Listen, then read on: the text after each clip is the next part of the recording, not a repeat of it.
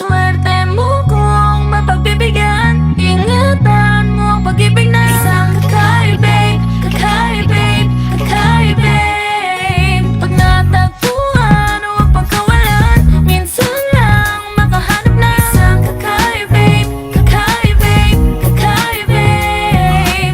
Simple walang arte, prende lang siya lagi. Pagkakasundo ng puso't utak niyo ay grabe. Kayang sumabay sa trip ng inyong tropa. Siya pa yata makakatalo sa'yo sa Dota. Di ka pahihirapan pa akyatin ng ligaw kahit kaya mong ipangkain lang ay isa. Huwag kang magkakamali na pag-isipan siya ng cheap. Wala lang talagang kaso sa kanya kung mag-jeep. Marunong maglaba kahit wala sa itsura.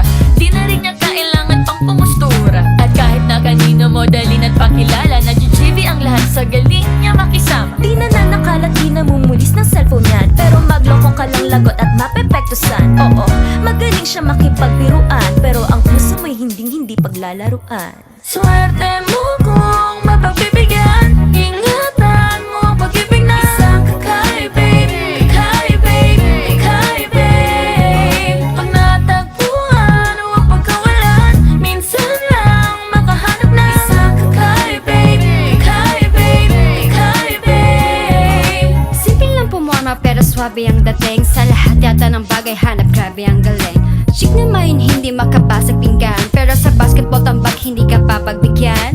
Di na niya kailangan ng kayama para puso mo ay kanyang makuha. Di rin siya yung tipo ng babae na pan-trip lang. Kung manoloko ka, mag-isip ka, please lang.